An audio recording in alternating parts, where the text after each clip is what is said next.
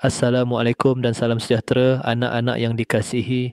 Ketika berada di makmal sains, kita perlu sentiasa berhati-hati khususnya ketika mengendalikan bahan kimia berbahaya serta radas yang mudah pecah atau tajam.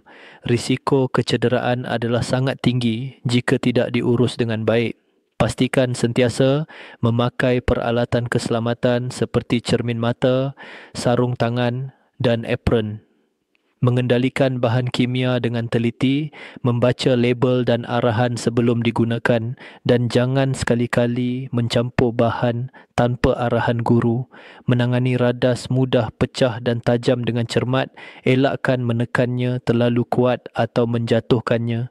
Membersihkan dan menyusun radas dengan teratur selepas digunakan supaya tiada bahaya kepada diri sendiri atau rakan. Ingatlah, makmal adalah tempat pembelajaran, bukan tempat risiko. Dengan berhati-hati dan mematuhi semua arahan keselamatan, kamu boleh belajar dengan selamat, menyeronokkan dan bermanfaat.